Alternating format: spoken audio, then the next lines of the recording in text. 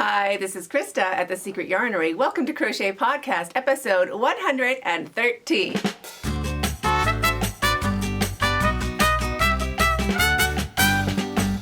Thanks so much for inviting me over today. If you're new to this channel, my name is Krista. That is my Secret Yarnery. I guess that's my Secret Yarnery too. So finished objects and my Yarnscape, all part of the Secret Yarnery, which is kind of a crochet haven, a crochet lounge for me and my family. I'm Canadian, but I live in Nairobi, Kenya. I moved here about 20-something years ago, 22 years ago. Totally love it. No plans of leaving. Absolutely adore Kenya. If you want to hear any more about that, let me know in the comments under this video. And this channel is all about crochet and crochet related goodness. There is a new tutorial with a written pattern every Sunday, a podcast just like this every Wednesday, and a live chat where we get to connect and chat with each other from all over the world on Fridays. All of those are at 5 p.m. my time, which is in Nairobi. So to find out what time that is for you, just do a Google search or ask Alexa what time 5 p.m. in Nairobi is, and it will automatically tell you what time it is where you are right now. If any of that's of interest to you, hit that subscribe button down below and the notification bell beside that so you don't miss out on any of the fun. Before we get started with finished objects, I want to thank the winner from last week's podcast. Every week I give away a free pattern, so the winner from episode 112 is Brenda Rockstro. Congratulations, Brenda. Send me an email, krista@secretyarnery.com, and I will email you my latest pattern. If you want to see my patterns, they're over at secretyarnery.com. And if you want to win a free pattern, just keep watching. I'll tell you how to do it. So starting out with finished objects.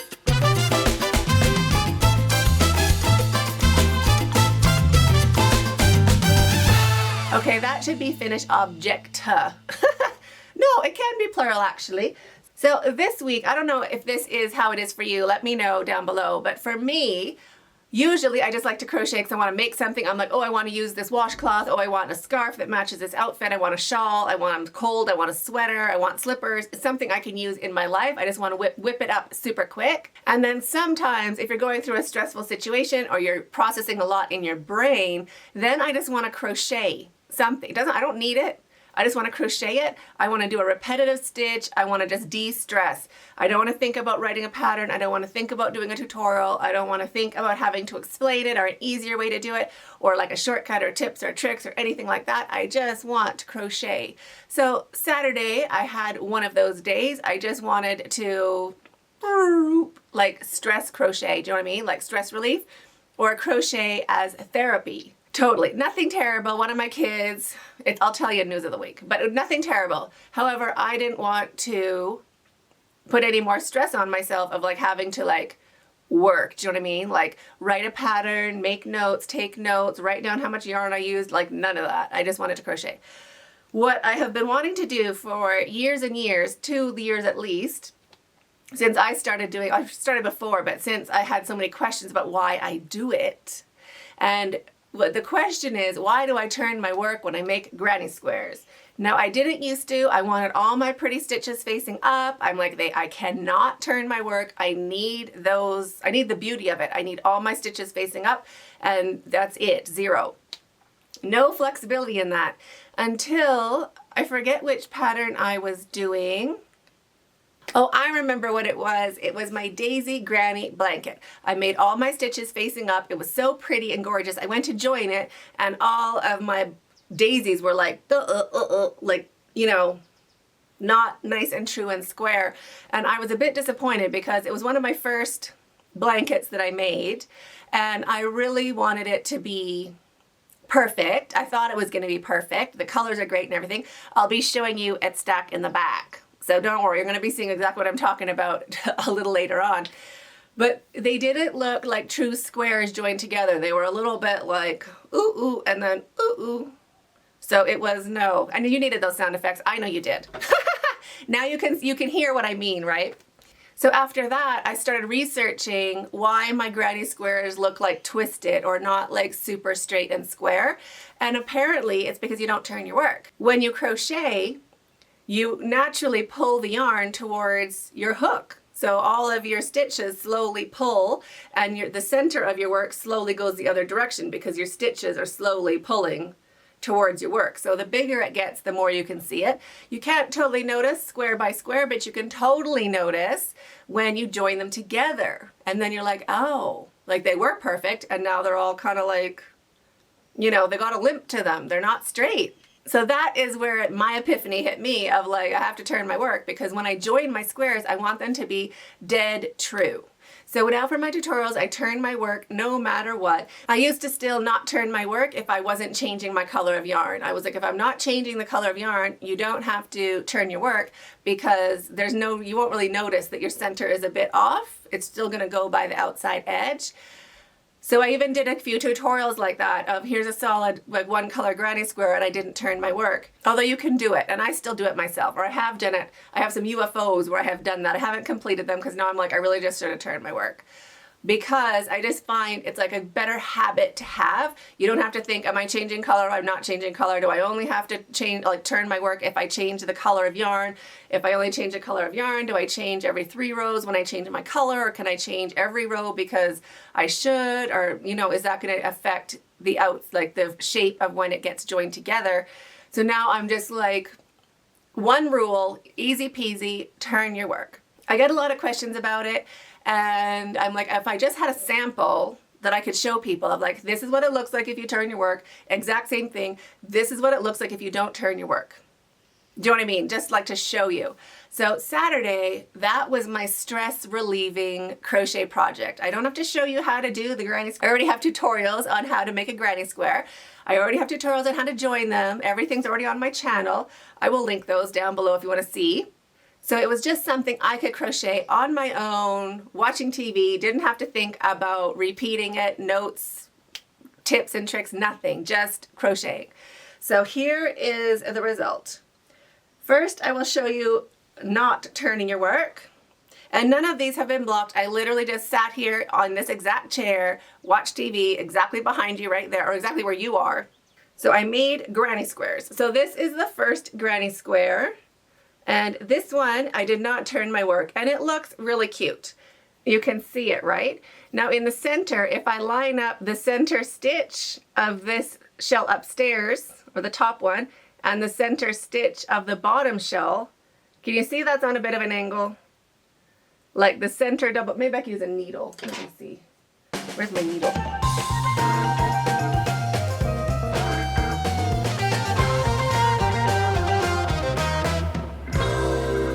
So here, those are the center stitches of that center round, of round 1. And you can see that it is not exactly up and down. It's a little twisted to the side. The outside is perfectly square, but you can see how the center has started to twist, right? Now if we do that, I need another needle. How many needles do I need?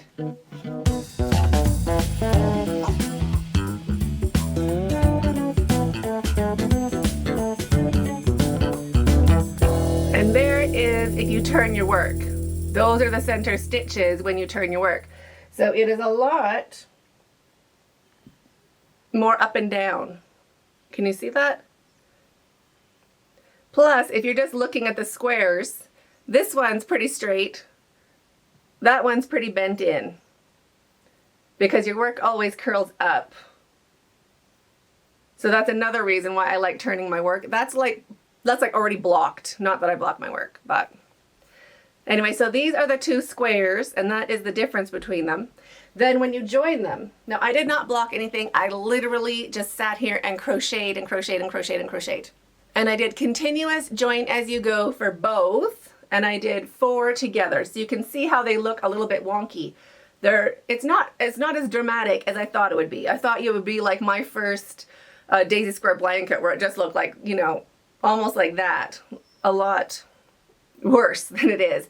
But you can see, or hope you can see, how it's like not straight, even where you join. I did the exact same join, but this square seems to be lower.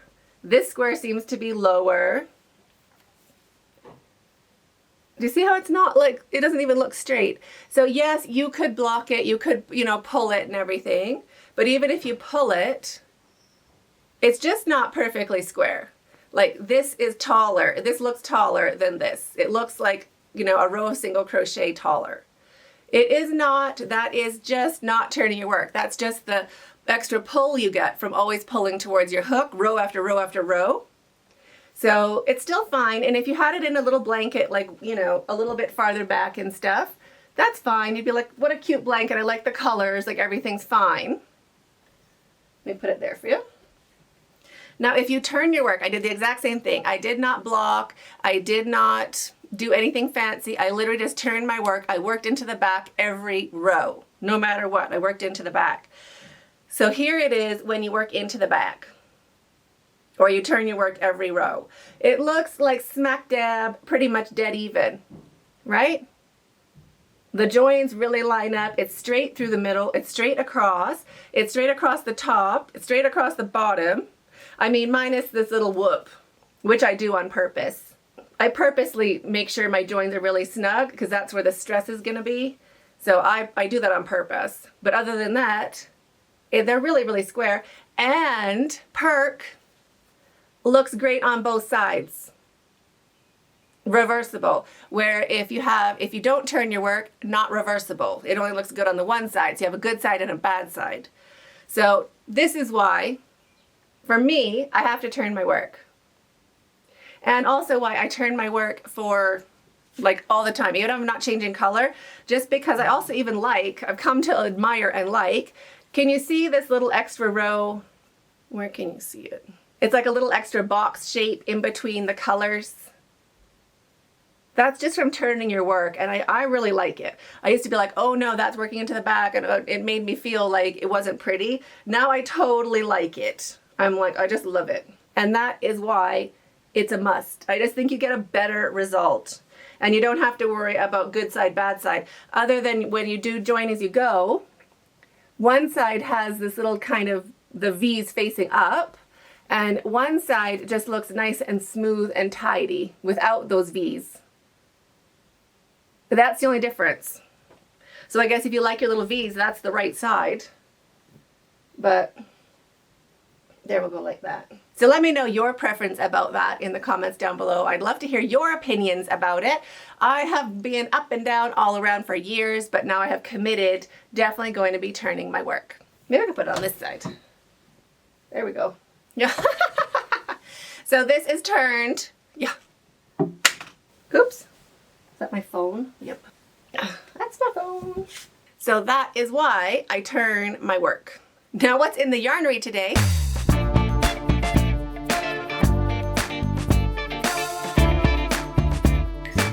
That is my continuous spiral granny square blanket. That is using two different colors, a color changing and just a normal plain worsted weight acrylic, just around and around, no joining. You just start at the beginning, you work with 2 balls of yarn, and you just work around one round with one color, and then you work on one round with the next color and just keep alternating. No joining your yarn, and your yarn lasts so much longer because it's only every other row. So you really get far without joining your yarn, without joining. There's no stepping up. There's no chaining and turning. That is worked completely in a spiral. Oh, I can show you that. That is exactly that's actually a good way to see what I'm talking about of not turning your work. Let me grab that for you.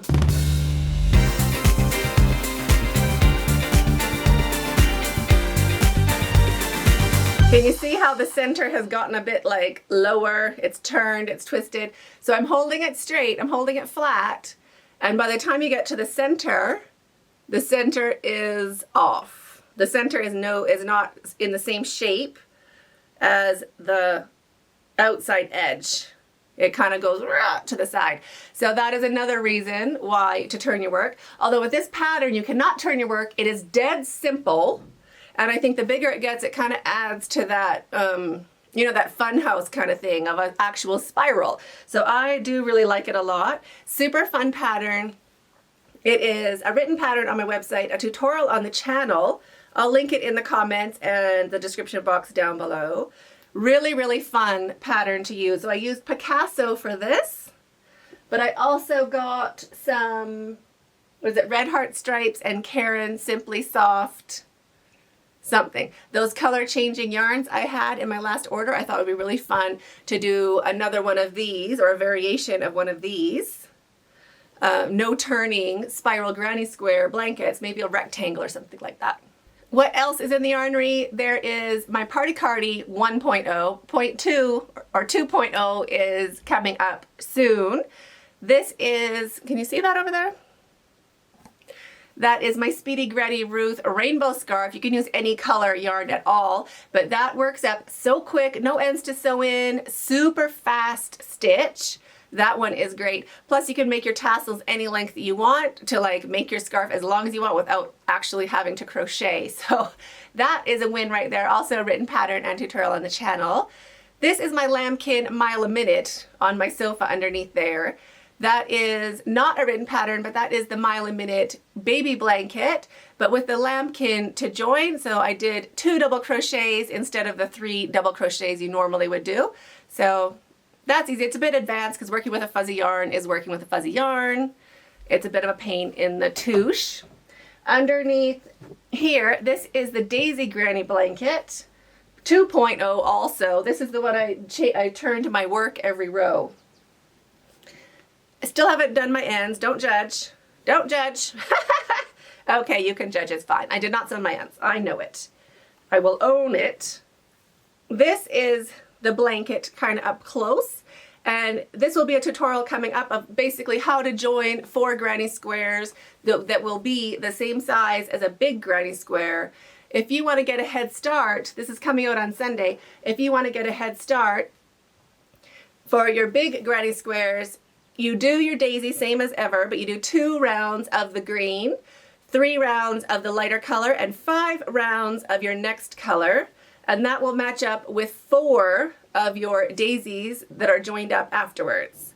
So the tutorial, I'll show you how to totally build this blanket right here. And if you want to get a head start, you need 6 of the big squares and 24 of the small squares. So that makes this size. I'll show you the size.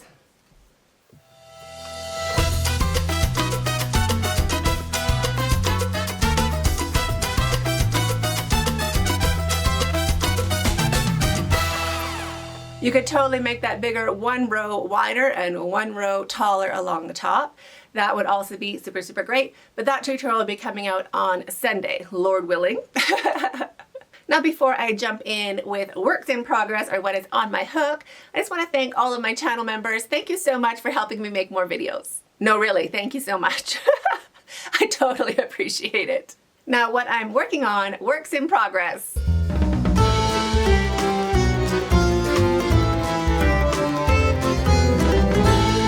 I'm working on a log cabin granny square.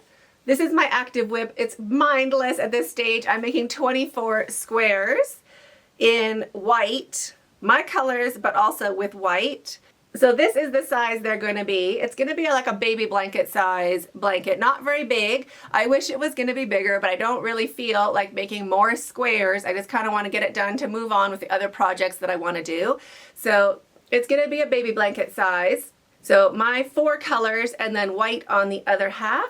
I'm finishing them completely, but leaving longer tails for my last 2 rows. So long for the white, long for the purple, so that when I'm joining them together, I'm going to do join as you go. When I join as I go, I'll have enough yarn at the ends to do those extra slip stitches in between the shells. So I'm just going to frog it back, rip out my stitches, and then join as you go with the very same yarn. So I am kind of doing a little bit of extra crochet, but when I join it together, it'll be a lot faster because it'll all kind of be previously measured out. So doing 24 of these blocks, and I have that many blocks left that need the purple round. So last color on 2, 4, 6, 8, 10, on 11 blocks. So that's a good TV show right there. Just sitting down and finishing these blocks. There is tails to sew in. A lot. A lot of tails to sew in. But it's a fun project to do. And the tails are all kind of in a really fat area. There's already a lot of stitches where all those joins are. So it's not that hard to sew in. Not that I'm saying I'm going to do it. Not that I'm saying I'm going to do it. Don't hold your breath for that, but I'm definitely gonna get it done, and there will be a tutorial. So that is my work in progress. Everything else needs to get filmed, which brings me to news of the week.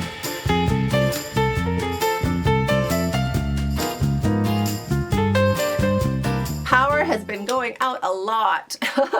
A lot. So it's rainy season here. Thank goodness, thank heavens. I'm looking at black clouds out there. Let me take it. Where's my phone? Let me get a picture of the black clouds for you. Where did I put my phone? Did it fall down again? Am I sitting on it on the other side? Did I eat it? Was it delicious? There it is. Okay, fine. It looks very ominous, like it could rain. It actually looks like a thunderstorm because it's really warm outside already. And with those gray clouds rolling in, thunderstorm. Now, Claire told me actually, we had a friends and family live chat yesterday. Yesterday, right? Yeah, I was late. We had a friends and family yesterday, and Claire told me that is from dust on the power lines. When it rains, the dust sparks and then it shorts out. I think. Am I paraphrasing? Probably.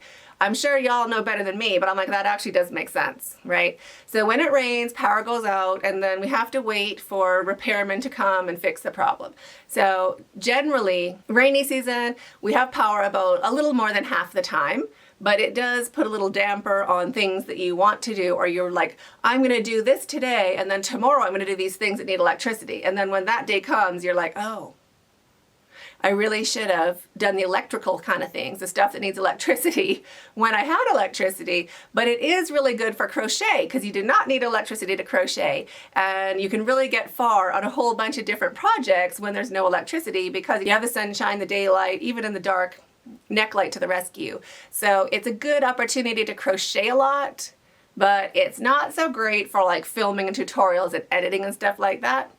But it's okay. Worth it for the rain. Everything's becoming green. Flowers are blooming. Oh, my rose garden bloomed so much, had to prune it all back.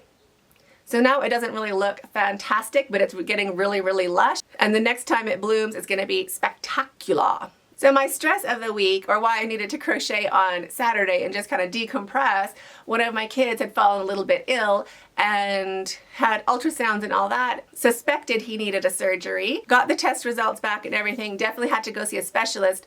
So wanted to see a specialist that was also the surgeon, so you don't have to keep going back and forth, this guy, that guy, this guy, that guy. Find the best guy for the job and go and see him. Do you know what I mean? So my husband found a spectacular surgeon, but you know when you go see a surgeon, you know what they're going to say, right? It's not like you go to a surgeon and they go, oh no, it's fine, have some Panadol or have some Tylenol. They're going to be like, oh yes, well what's the last time you've eaten? We have an availability right now. You know, they're going to like rush you in. It's their job, right? So that was kind of a bit super nerve-wracking. Went to go see said surgeon is like, oh yeah, da-da-da-da-da, did the examination, go through all the reports, da-da-da. He's like, it's super mild. If it comes back again, call me this minute, like that minute, as soon as it happens, regardless of the time of day, and we'll deal with it then. There's nothing to do right now. It's not that big of a deal. And we're like, whew, ah, what a relief. So yes, it happened. Went to a surgeon, and the surgeon said, we don't have to have a surgery. Just saying it's possible. So that was super, super, super, super, super good news. And it's not a big deal. It's like a simple procedure and all that. It's nothing life-threatening, nothing crazy. But it was really great to see a surgeon that didn't say, you know, wasn't sharpening his knives when you got there. You know what I mean? You didn't hear that. You didn't hear that. So thank goodness. I was such a relief. I can't even tell you. Now it's time for tip of the week.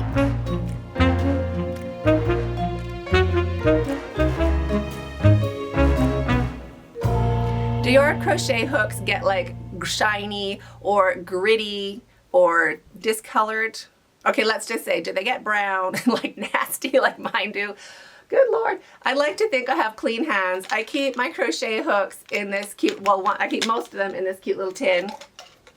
I used to keep them in a case and all that, and then now I just kind of never even know where my case is, actually. That happened. Okay, let's go sort through these hooks and get them washed up. Now, there's two kinds of dirt we're looking for. Obvious dirt, brown kind of color on your hook. Also shine. If you see a shine down at the bottom, or at least on clovers, that also means dirt. So this 6.5, it's supposed to be like a matte finish. I don't know if you can see it, but up here it's a bit matte finish, and it's shiny. So I'm gonna give that a wash also. Then there's the obvious dirt on my old tulip. Can you see that dirt down there? So grab your dirty hooks. Let's go wash them up. So grab your hooks and some dish soap, whatever soap you use for doing your dishes. This one here I really, really like. It's a grease stripper. Love it. Works really great for crochet hooks, but you could use any soap at all, any dish soap.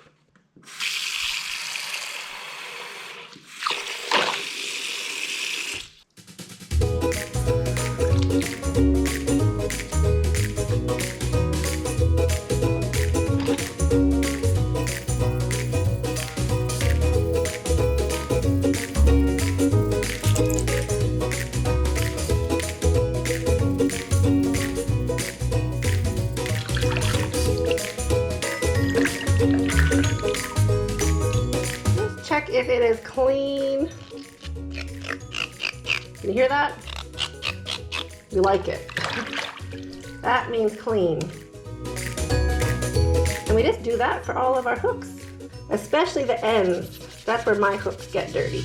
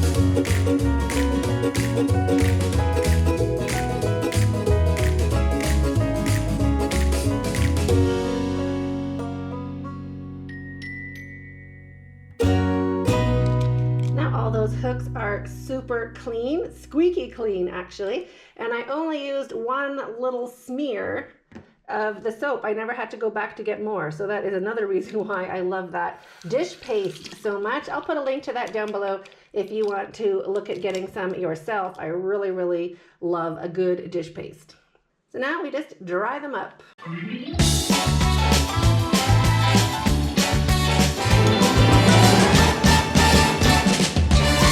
And there are all my nice, clean, sparkling, brand new looking hooks. That worked out, right? Easy peasy. You just have to set aside a little bit of time and get those hooks back to brand new. Now it's time for your questions.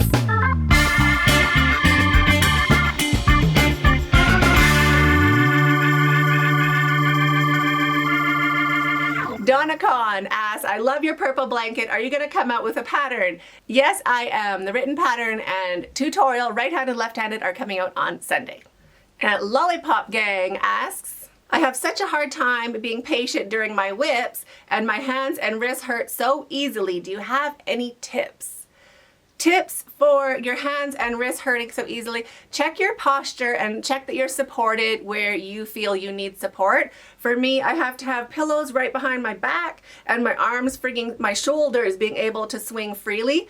Other people find it easier if they have their arm resting on something, if they're resting on pillows, and then your hands are loose in front.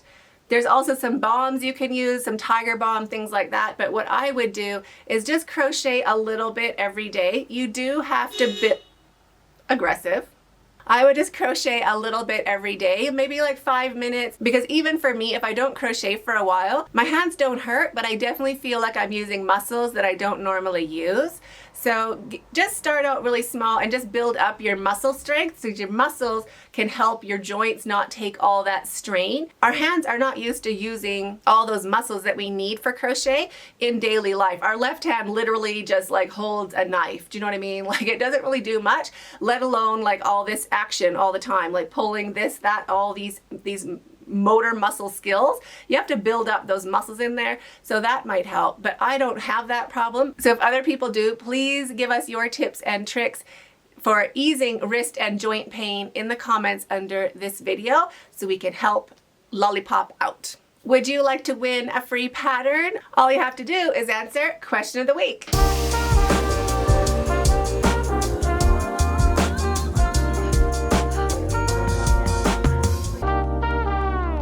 Oh my gosh, I didn't pick question of the week.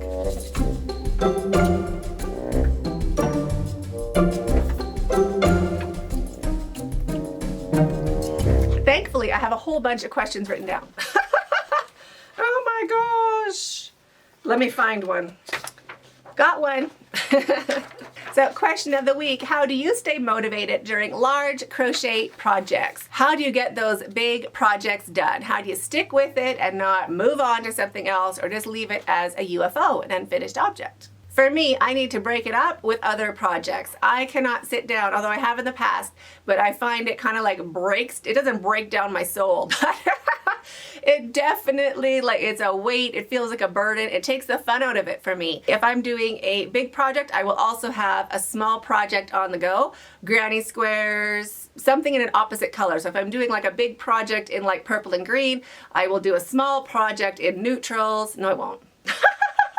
I'll do a small project in like different colors so that I keep getting like my color therapy in there. I get the joy from the different colors of yarn and I can still work on that big project. Another thing I have done to get a big project done that I didn't really feel like getting done, I saved my favorite TV show, my favorite TV series, and I could only watch that series if I was crocheting on that big project, with a caveat.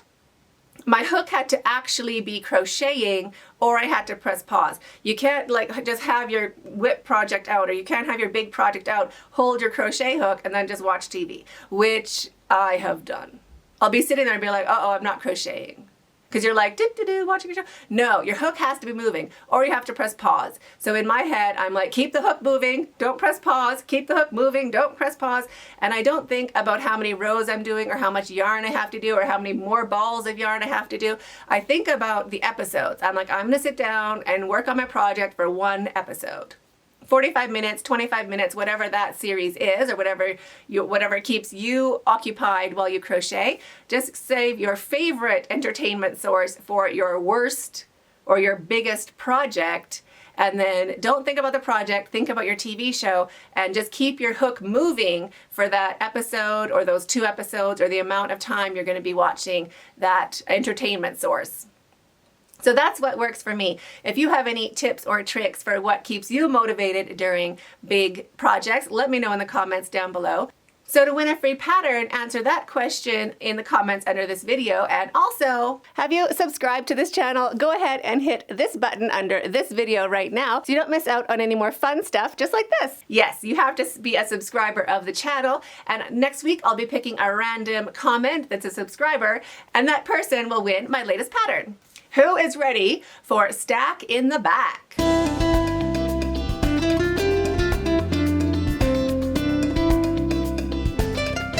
I know, right? It's the most fun. And we have a doozy today. It is this gorgeous box right here, this blue stack. So let's unpack that stack.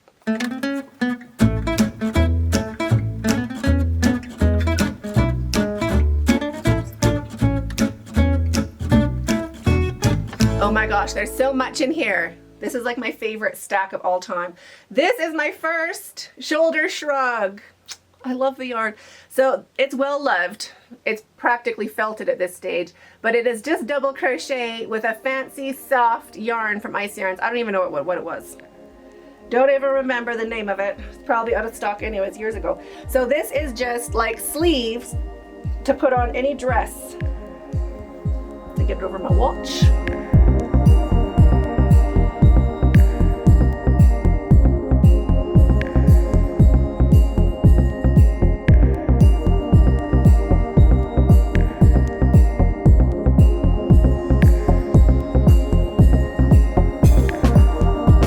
Isn't that fun?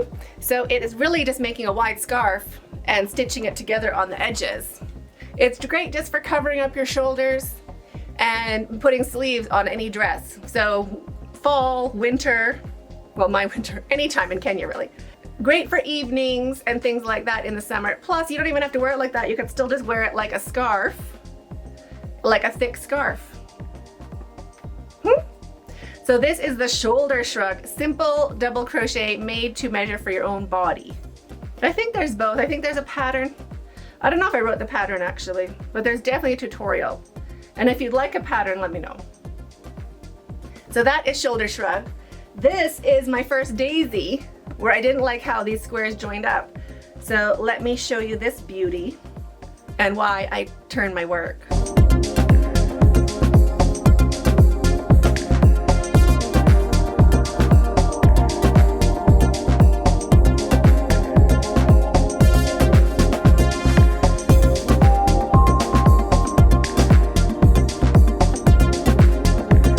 So that is my first daisy granny square blanket. You can't totally see how wonky it is. It has been laying out and in good use for 5, 6, 7 years now. So it doesn't look so wonky, but when I first made it, I did really have to like straighten it out for photos because it would look like, you know, not great. So that is my first daisy. I love the colors. I love everything about it. And then this here is my second one. So version 1, version 2, this will be a tutorial. That is not a tutorial. I just showed you how to do the granny square, the small one, and also how to join those together, but I didn't show you how to mix and match. So this tutorial coming up will be how to mix and match your sizes. Oh, I love this one. Now I got a comment again, I think it was last night. Someone was asking me to do a puff stitch purse, and I was like, what? Anyway, I haven't done a puff stitch purse. I could wash this actually. It's looking beige. But I have done a marble stack tote with puff stitches or popcorns. I think they're popcorns. Let me hop up for you. Oh, wouldn't that be cute? Other than to make you look a lot bigger because it's such a fat stitch. That would add some size to you. But really cute. Cute handles.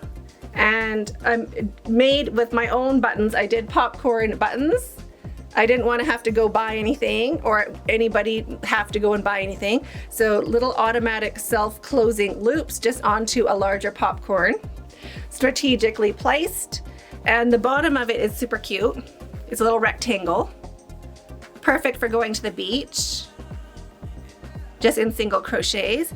And then like ombre colors. So darker, lighter, lighter, lightest. So small amount, bigger amount, bigger amount, bigger amount. Kind of like water. That is the marble stack tote. Really cute. It's not a small bag like she asked, but it's really a cute bag and very practical. How am I gonna fold that up? I don't even know. It's so pretty. That would make a gorgeous cushion actually. Forget the bag, I want that out. We should do a pillow tutorial. What do you think about that? I'd have to watch my own tutorial to remember how to do it. Did I write that in a pattern? I don't think I did. Did I? I might have. I don't know. I don't know about that. This table runner, I want to do this for Christmas this year. This is in cotton, but this is a take of like the granny squares that you can just kind of build onto each other to make a lovely table runner. Still have to sew in my tail. Oh, and a cute border. Okay, check this out. Right? It has a lovely little border on it. Just those little loops. I think it matches my coasters. So that is really cute. These were my Christmas colors a few years ago. Like 7 years ago. Anyway, I would like to do one in like just Christmas colors that you can just kind of leave out on the table for Christmas, or in like metallics. So you could leave it out for the holidays plus for New Year's and all the other celebrations. So that is a really cute pattern. This is in cotton, but metallics of course would be more decorative, like in Rockstar or Rockabilly. You couldn't put hot things on it. But for Christmas crochet, oh, that's cute. Always something cute, isn't it? Ooh, I likey.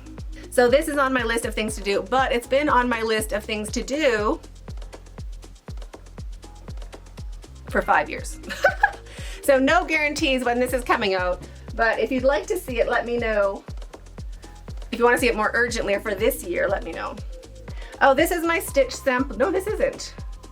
This is my one ball cowl. No. This is my one skein, one ball cowl. I can't put it on, it's like so hot. I did not do a pattern for this. This was going to be like one of my first crochet projects for beginners, but I think by the time you can do this, you can just do the infinity scarf, which is somewhere coming up in an upcoming box, or that'll be coming up in a new stack in the back. It's in a different section over there.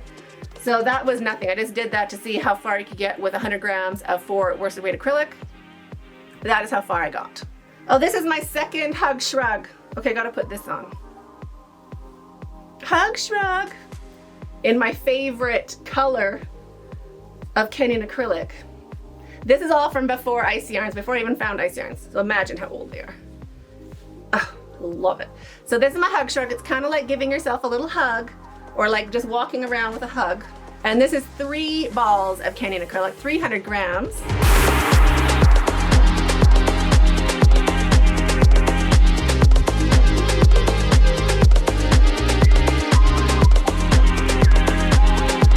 So this is a little Mobius cowl. You can wear it like a cowl, like just around your neck, or you can even like pull it up over your head, you know, and have it down. You can wear it a lot of different ways. It's basically a Mobius twist infinity scarf, but made to fit around your shoulders. So if it's cold, you can pull it down and have a bit of a snuggle sweater. And if it gets hot, you can just kind of wear it like a cowl, because at least your arms are out. And then of course, if it gets really hot, you just take it off. But super cute. And you just make it around and around and around. So no joining or stepping up. You literally do it in a spiral from the center here. So that's good. This is my second one. My first one was in beige. There is a written pattern and a video tutorial, but how you chain it is particular to your bust size. And if you're busty, you might not want to make this at all because it accentuates your bust. Like for me, I don't mind because, I mean, I can use all the help I can get. However, if you're busty, it can look like you're accenting that area of your body, which there's nothing wrong with accenting that area of your body, but some people feel like, ooh, like, you know, if you are one of those people that wants to like hide your chest, then this pattern is not for you. Let me be honest about that, but I do love it a lot. It's like my all-time favorite. Well, that was my first wearable, I think. Was it? I don't know, it's up there in the beginnings. Oh, this is the hug shrug I did for the tutorial. I tried making it out of cotton from ice yarns. Same kind of deal, but I don't like this one. I don't like it. It feels, I don't know, like not good. It feels like stretchy cotton, and I don't want to wear stretchy cotton. I want to wear something squishy and yummy, and I just don't feel that this is squishy or yummy. But this is the one I'm wearing in the thumbnail. If you look for that tutorial, that's the one I'm wearing. Just go with Kenyan acrylic. Don't try to be fancy. That was me trying to be fancy. You know, when you first get your hands, you start crocheting, you have your acrylic yarn, and then you're like, I need every other yarn. Well, this was in my every other yarn stage. I'm over it. I'm over it. I admit I'm right back to using things that actually are, you know, it doesn't have to be particularly fancy. Oh, this beauty. This is my granny square sweater. So you make 4 granny squares and put it on. So 1 granny square for each sleeve and 1 granny square for your front and 1 for your back. So just 4 granny squares. I did join as you go, stitch by stitch for, I don't think it's gonna fit me anymore. Definitely gained some weight since this one. And then you just join as you go for your last round. There is a video tutorial for this for sure. I'm not sure if I did a written pattern, but it is super cute, but it won't fit me anymore. Not that I'm complaining. I'd much rather eat and get new clothes. That metabolism slows down eventually, right? Well, how's that working? Okay, so I have to start a new stack. Oh, this one I love. This should really be a tutorial and a written pattern. This is my first shawl. Is it my first shawl? My first or second shawl. Maybe it's my second shawl. I think my first one was corner to corner. And this is my second shawl. I made it with Wool Fjord, I think, from Ice Yarns. It looks like a beachscape to me. I really, really like it. I did add some extra stitches, but not enough for me now. And what I mean by extra stitches is at the end of each row, so that I like more wings that like go up, so that I don't have to keep pulling it onto my shoulders. They just naturally want to hang there because there's that many stitches. I'm not really into shawls that are straight across because you have to keep adjusting them. But what I like about this pattern, it's double crochets, it's popcorns, it's chain ones, kind of all the way down, mixing, matching. And then the border, if I can get it up there. Can you see the border? Yeah. That border I just love. It's like shells with picots or something into V-stitches, I think. I'm not really sure, but it was a long time ago. But I'll show you this one.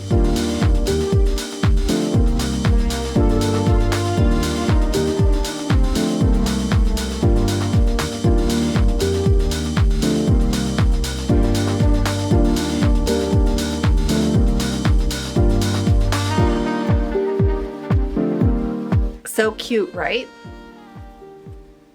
I love it. So this is not a tutorial yet, but I really think it should be, because in a normal yarn, because it's a totally a nice shawl to use. So I'd like to do this as a pattern and tutorial, but in normal yarn that everybody can get and easier to see the stitches. So I guess that's it for my stack in the back. Now I gotta pack up my stack somehow. So that was our stack. What's your favorite one from here? The ones that have patterns and tutorials I will link in the description box down below. Just click show more. Now I have to put this away. Bye everything beautiful.